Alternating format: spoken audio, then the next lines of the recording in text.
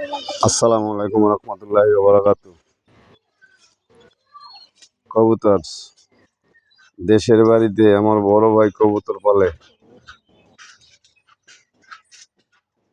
কবুতরের দেখেন ভিতরে কবুতরের ঘর, ভিতরে বাচ্চাও আছে। ওই যে চেউ চেউ শব্দ করে, দেখি দেখি। এই যে বাচ্চা ভিতরে ভাই, এই যে ভিতরে বাচ্চা দেখা যায় না, দেখা যায়। এই যে ভিতরে ছোট বাচ্চা, ওই যে আর একটা ডিম নিয়ে বসে আছে, বাচ্চা দিবে আলহামদুলিল্লাহ। এই যে কবুতরে পানি পানি খাওয়ার হাড়ি, এই যে চাল, এই যে চাল,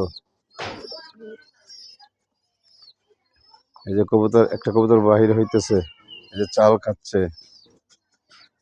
আলহামদুলিল্লাহ, খুবই চমৎকার। এটা আমার বড় ভাই বিক্রির জন্য পালছে না, তার শখের জন্য কবুতর পালছে। দেখেন এই যে গ্রামের বাড়ি কত সুন্দর। এই যে গাছে এই কবুতর উড়ে আবার এই বাসার ভিতরে আসে, এটি দেখতে অনেক মজা লাগে। এই মজার জন্য আনন্দের সহিত এই কবুতর পালে।